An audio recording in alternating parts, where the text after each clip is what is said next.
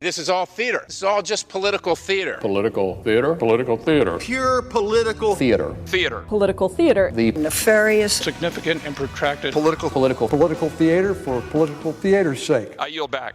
From Washington, this is Political Theater, Roll Call's review of the spectacle of politics on Capitol Hill and across the country. I'm Jason Dick.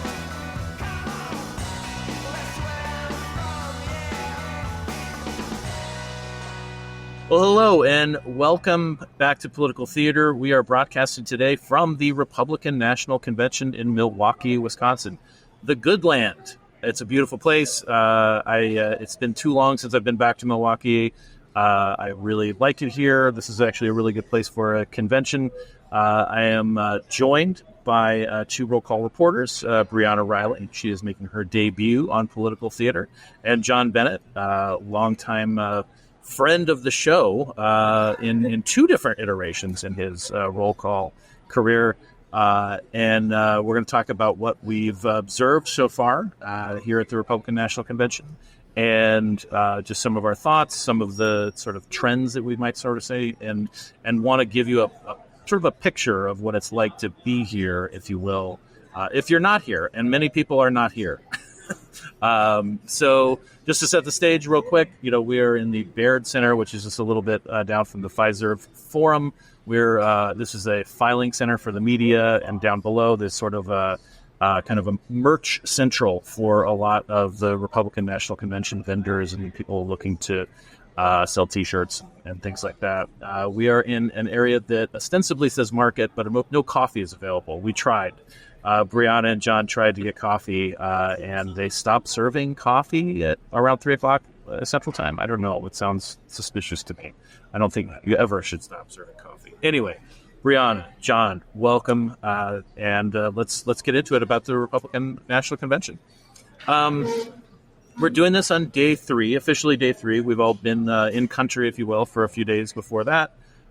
It was a little bit of a adventure for some of us getting here.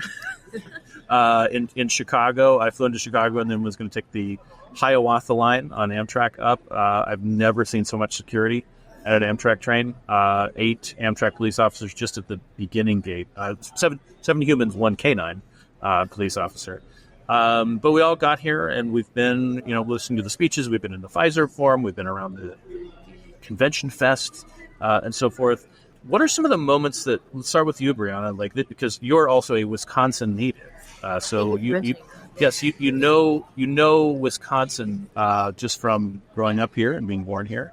This is all its own sort of existence too here in Milwaukee. What are some of the moments that have stuck out to you from a political campaign perspective, and also just observational moments that you just didn't think you'd ever see before? Yeah, absolutely. I want to set the scene a little bit by sort of introducing the uninitiated to the great city of Milwaukee. Right? I'm not from Milwaukee. I'm from a couple hours away, but it's still home to me, right? So I think it's really important to remember that Milwaukee is one of the 2 Democratic strongholds in Wisconsin. So it is really notable that Republicans have decided to hold their convention here. The other Democratic stronghold is, of course, the state capital city of Madison and surrounding Dane County. So these are bright blue areas that are really, really important for Democrats to win, and win in very large margins in 2024 if they are going to keep Wisconsin in the blue Biden category. But Republicans, if they want to have a chance at succeeding statewide, have to hit certain metrics in the state. In Dane County, it's like 30% of turnout or 30% of the votes. In Milwaukee County, it's like 29%. So the fact that this is here and that they're really trying to energize the folks that are in Milwaukee that will be voting in November is very, very notable to me. A couple of things I've observed. People are, I think, finding Wisconsin to be a great city. Or a great state to host this. I have really enjoyed the fact that everyone is tapping Red Spotting Hound, which I believe is an underrated or an overrated beer. Actually, it's pretty ranked. But Nuclearis is great, so I'm glad that folks are doing that. Down to politics, though. On the actual convention floor, there is a lot of energy, right, from the delegates, for sure. It was pretty funny on Monday, in the hours after Vance was first announced to be Trump's running mate, that there were no Trump Vance signs prepared. So delegates were sort of taking it upon themselves to handwrite Vance's name on their signs in red Sharpie. I really enjoyed that. I think, John, you had a really good anecdote about that you inserted into the coverage on Monday, if you want to say anything about that. Yeah, I did. I asked a few people on the floor if they were given Vance signs or Trump Vance signs, and they asked me, several of them asked me, if I knew where they were. And no, I witnessed someone writing Vance on a sign Monday right there. It's a DIY spirit. Just had a Sharpie ready to go. I mean, that's the American ingenuity. I think by right? Tuesday, though, I started seeing Trump Vance signs. So they must have just printed them off, hot off the presses, distributed them as quickly as possible, and they hit the convention floor on Tuesday. NBC reported that Trump made the decision sometime on Monday. He called Governor Burgum, he called Marco Rubio, and of course he called Senator Vance. So yeah, that was a rush job, I guess. Some printer here in the Milwaukee area, probably. If Trump has a history with vendors paying and not paying, but somebody probably made printing company probably made a nice dime off that rush job. And I saw them yesterday in the arena around 2 Central Time. They were placing the Trump Vance signs, and just Vance signs in the seats, on the delegate seats on the floor. So those were not printed, for all we know, before sometime on probably Monday night. Yeah, it does feed into this narrative that we're starting to see, which is that we're getting speaker lists a little later than we've normally gotten them from the conventions that I've been to in the past. There is a little bit of kind of a delay of where exactly are we going? What is the sked? What's happening there? I mean, some of this was obviously thrown off a little bit by the assassination attempt on Donald Trump on Saturday. That tends to scramble everybody and their planning. But it does seem to. It seems to me I think you observed this too, John, that this is kind of the Trump show. I mean, and Trump is programming the music. he is kind of doing a lot of the planning, which may get at why we're getting things a little bit later. I mean, everybody has come to pay their respects, as we saw last night with the sort of long line of vanquished foes and aides that paid tribute. Right. Everybody comes here, and he's not, just doesn't seem to be in a hurry. He wants things to go off well. My favorite moment so far, I think, is when on Monday night, we started to get the news that Trump was going to be here, and in the arena. And Lee Greenwood was set to introduce him, and Lee Greenwood just kept going on. And actually, Jon Stewart on The Daily Show did a little bit on this. He just kept going, and finally, they played the music, and the announcer said, "Ladies and gentlemen, the future president of the United States, Donald Trump." I mean, it was just this moment of yeah, Lee, this isn't your show.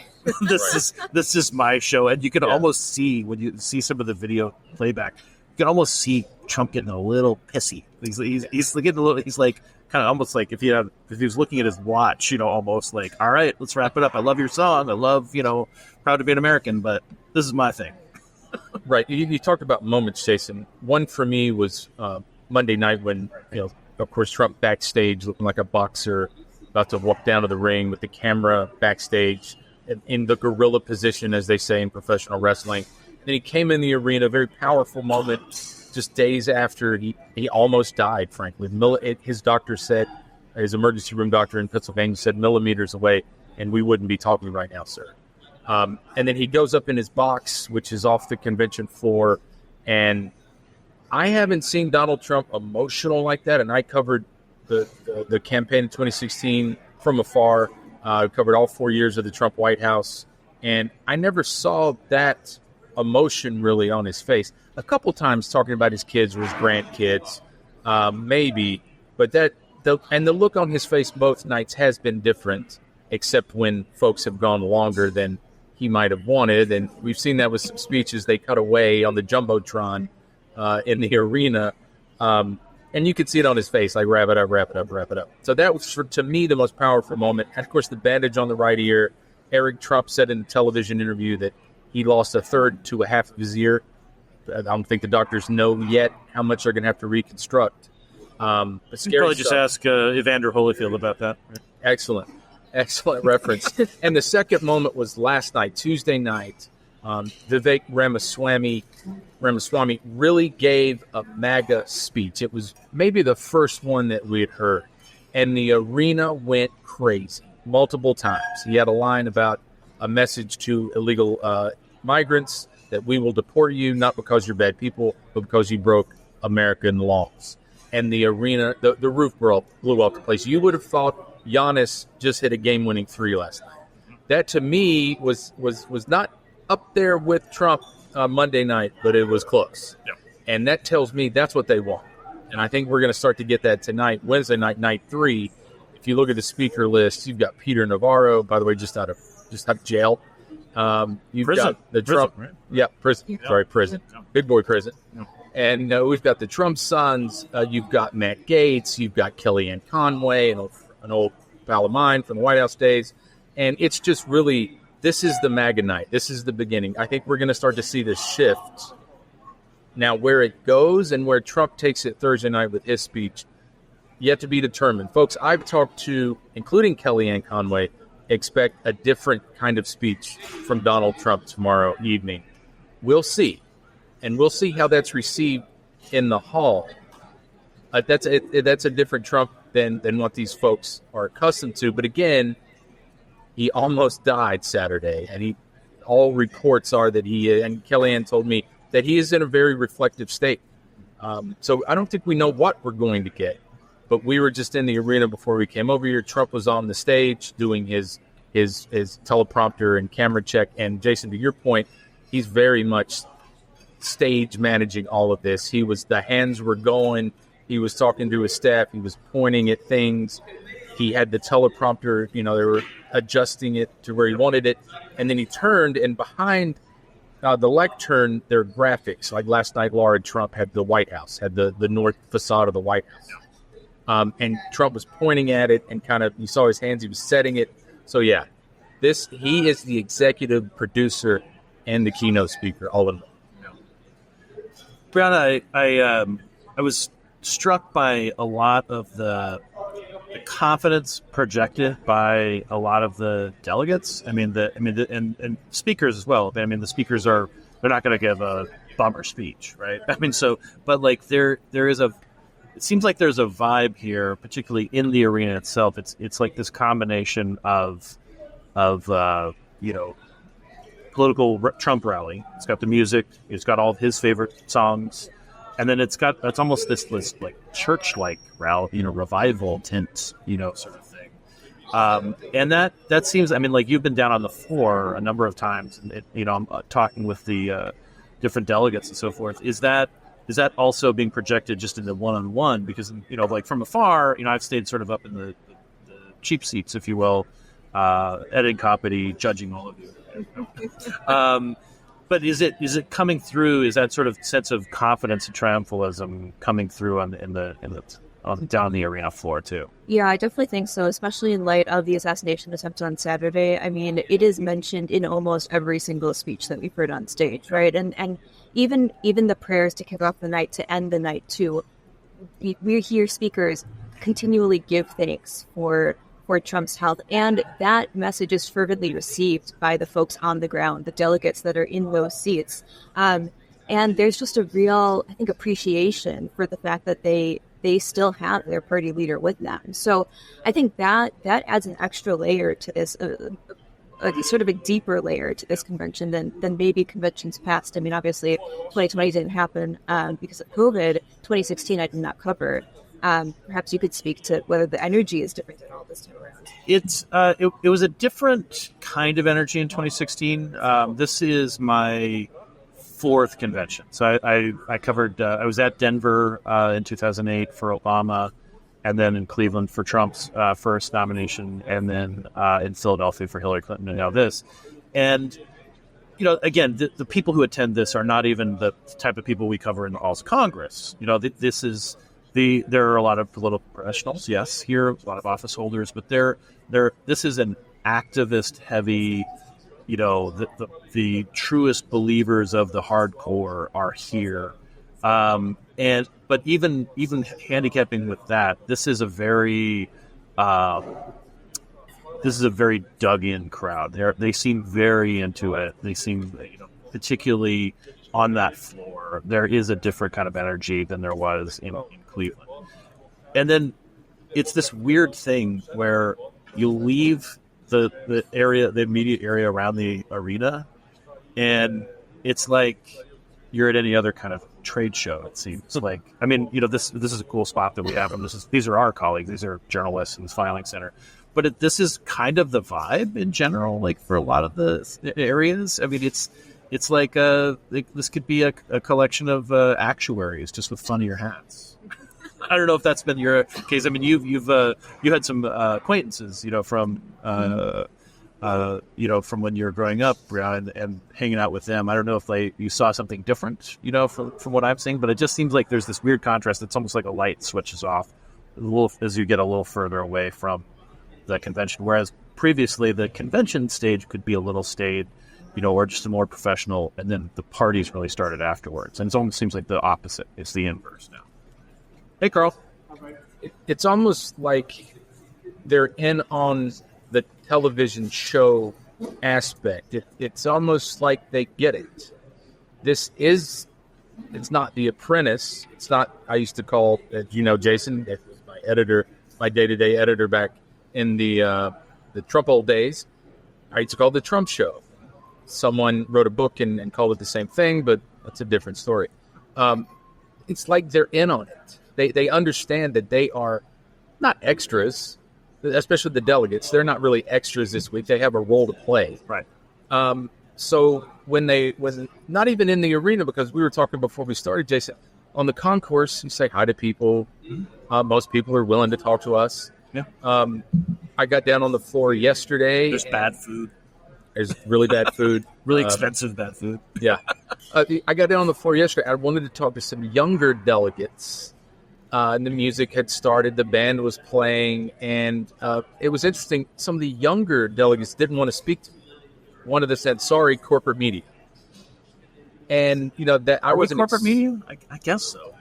A corporation owns it. I assume. Yeah. So I didn't really expect that, right? Because up until that point, whoever I stopped and said, excuse me, if they weren't hurrying somewhere, they stopped and answered a couple questions, gave their names. So I did feel a bit of a shift yesterday.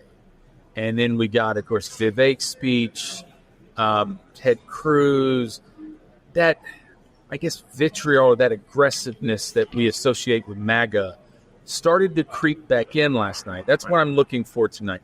How far MAGA do we get?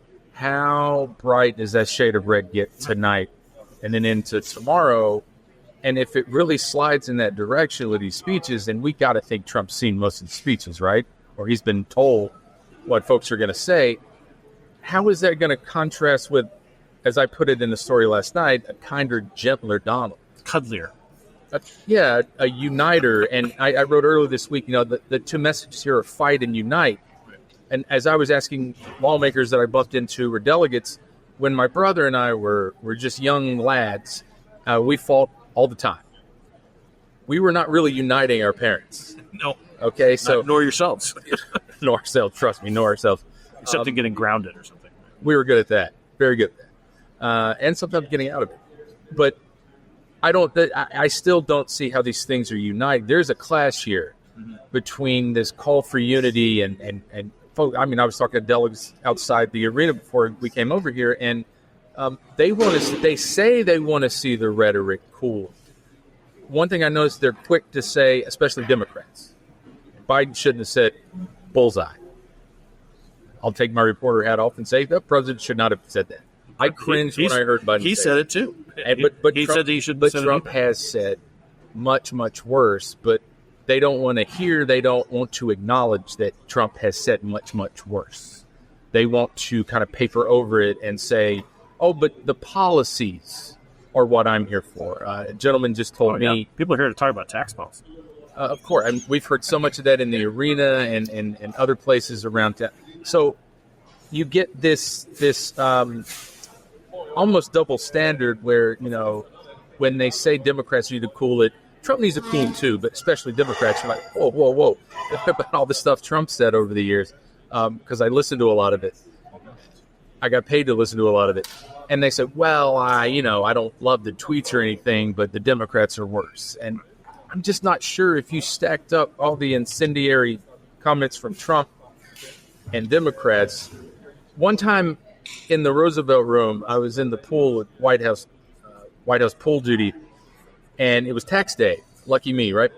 And Trump had printed out the tax code, or Trump's staff had printed out the tax code, and they put red ribbons around it. And he's about 6'2", used to be 6'3", but hey, everybody slouches a little bit as they get older. I'm slouching now. And it was almost, one of the stacks of paper was almost as tall as him.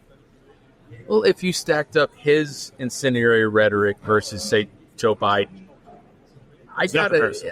Trump's would be a lot higher. I'm going to put in a shameless plug for an analysis I wrote for Roll Call about this, measuring it using our friends at FactBase, which is now the Roll Call site, about how they went through the transcripts of each man as president, and again, some of these moderation software tools are imperfect, but it's something that I think we all had seen in what you just noted, John, which is that according to our measures, for identical measure of time for time in the White House, Trump was almost 7 times more likely to use incendiary or violent rhetoric, and these are like check marks for like basic popular moderation tools that AI through OpenAI uses and Anthropic uses, and that doesn't mean that every single thing is a violent thing. Sometimes AI is not great at picking out like tone or context or things like that, and sometimes Biden was flagged for recounting what Trump said, which doesn't seem that fair. Lester Holt actually, did this, and Biden got a little ticked off about it in his interview on Monday. But yeah, there's not really a lot of comparison between the two. That's a false kind of equivalency. One thing that I started to pick up this afternoon, the folks here, the Republicans here, are counting as part of incendiary rhetoric by Biden and Democrats, saying things like Trump misused classified documents. Well, Trump says, racist things about Kamala Harris, but they're counting like Jack Smith saying, I'm seeking this charge and that charge as incendiary rhetoric. So that's not really incendiary rhetoric as we would define it. So they're just defining it. Or a moderation It's platform. Any negative word about the man, they're putting under that umbrella, which I don't think would meet your definition of Briana, your definition of mine. Let's talk about, again, you hinted at this, Briana, this is your first convention. And again, I'm by no means an old hand. The man I just said hello to who walked past, Carl Cannon, has been to more conventions than I can even imagine. He's the lead Washington guy for Real Clear Politics, Edward Taylor National Journal. But so I can't hold a candle to a lot of those guys. But you pick up on some things about what you need and what to expect. What are some of the things, Briana, that you've seen here? What were your expectations going in, and what has surprised you about being here, covering this as a journalist? Yeah, I think there's a couple of things. First of all, I was kind of surprised that the stadium wasn't super packed on Monday. That could just be sort of a virtue of it being day one. But yeah, obviously the Bucks saw, I would say, a bigger crowd than what was on Monday night, right? There were literally seat fillers. There were volunteers who were asked to fill seats like at the Oscars and so forth, where, because when Ryan Reynolds has to go to the bathroom, they need to fill that seat. So they go in and somebody has the seat. So yeah, I was surprised at that too. A little bit more going on last night, and That's true. Yeah. That's true. And certainly Trump's appearance on Monday night, I think, really solidified for people that need to be present if they could, the thought that they could catch a glimpse of their soon-to-be nominee, I think really did help sort of ensure that it seemed fuller last night, right? Yeah. I think so. Yeah, I think so. Yeah. So I for a while. Yeah, that's true. And then exactly. Yeah. The Bucks had a big lead at the end of 3, and people snuck out. There were a few people leaving during. You actually mentioned this in your story. Yeah. During the tail end of Rubio's speech. It distracted me at one point. The crowd on the concourse outside. I was trying to listen to Senator Rubio, and I had to kind of put a finger over my right ear so I could focus. You didn't have a bandage for it? Oh, sorry. Too soon? I think so. Right, okay. Yeah, but there are people here I saw yesterday. I didn't get a chance to catch up with them, but there were people I saw that had bandages in, I guess, a show of solitude with the former president. Yeah, solidarity. Solidarity. No Solitude. person is an island here. Solitude is what I seek very often. Right. Not solitude. You're not finding that here, though. Not a lot of solitude at a convention. What about your your energy levels? Because like this is nonstop. You really don't have that much time to sleep. It's like being on all the time. Even if you get a normal night's sleep, there's something about being on the go, covering people, talking to people, listening to people, writing. We're packing more sort of things that we're doing into a longer period of time than we do normally. How is that working? Are you? I mean, the coffee was a hint at it, right? That we all needed some coffee. That for some reason they stopped serving coffee.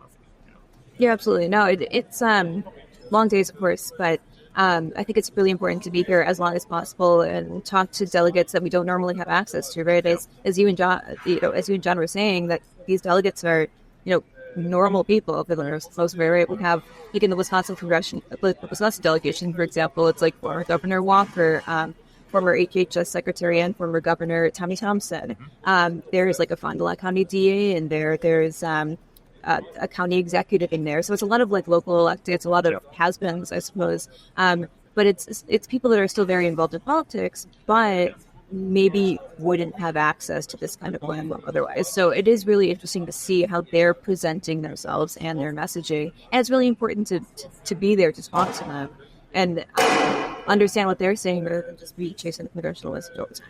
So it's been a really good world reporting, I would say. Yeah. What about you, John? You've been, as you said, you covered the White House, and before that was more of a defense budget guy. At one point, you were the budget tracker. Hard to believe. Budget. You were sort of like Captain Pike, in the pilot of Star Trek before they decided Kirk was going to be the guy, right? Well, Captain Pike of CQ budget tracker.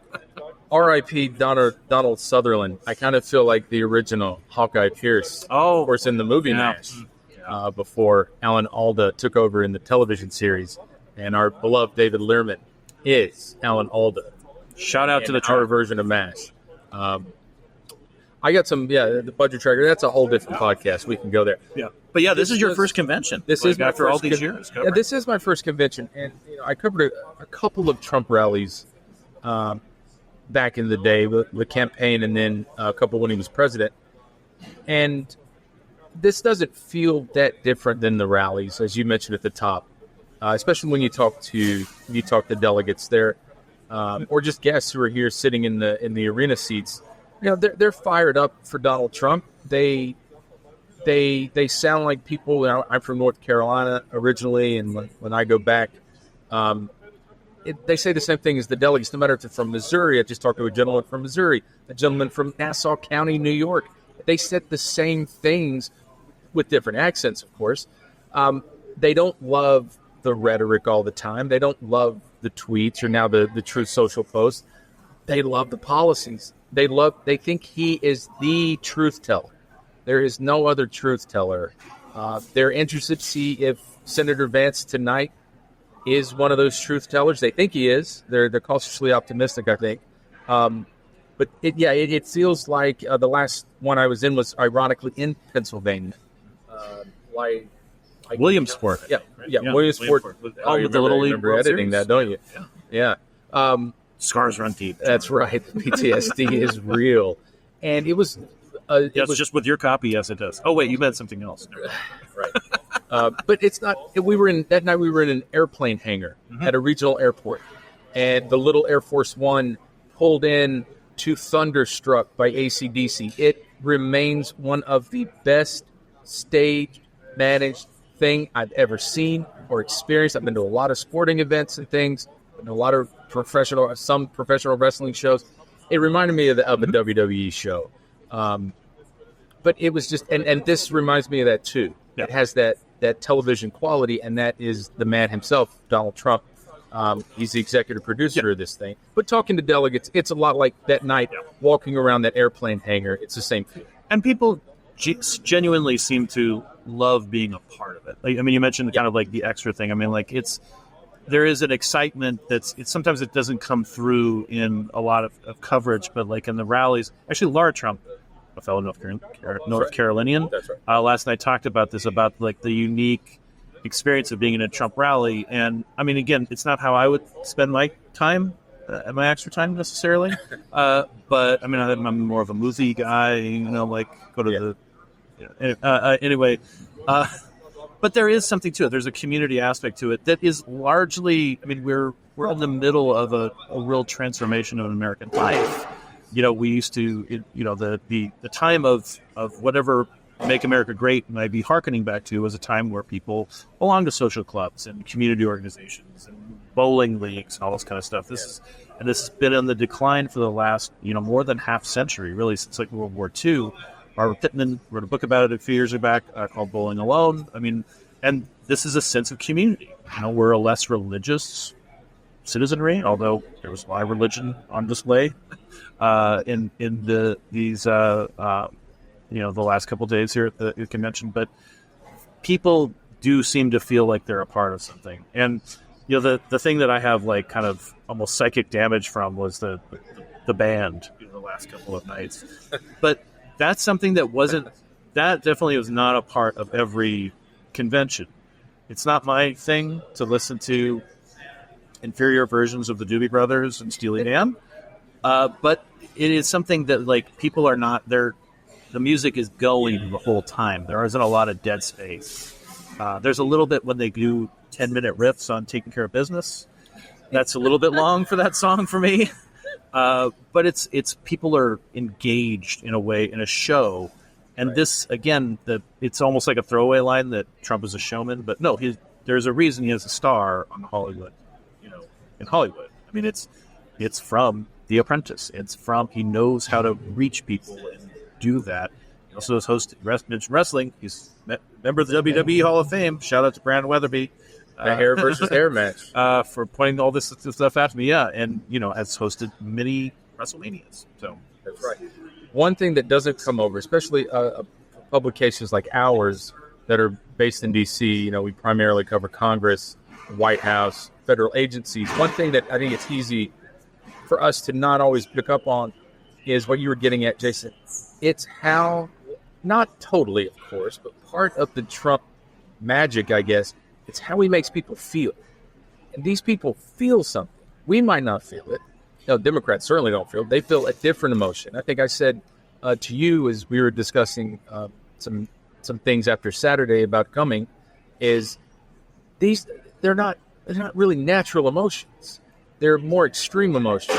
And on the left, they get really extreme about Trump too. I remember some former folks I used to be friends with who were pretty liberal, and I was covering the Trump White House, and they would overreact at everything that he proposed or said or did, and I would think, no, you're making too much of this, and I would explain why, and eventually Democrats had a check in the House, and was explaining all that, and they just couldn't grasp it. So he just brings out these really extreme emotions in people, and for whatever reason, the folks that are here, it's this joy. I don't know if you can really feel it on the floor. I actually want to comment on that. So I was in the crowd on Monday night when Trump made his appearance, and the surge of the crowd, the push towards the grandstands where he was sitting with his vice president, who we have not given any time to it during this conversation, unfortunately, but maybe we should mention Vance a little bit.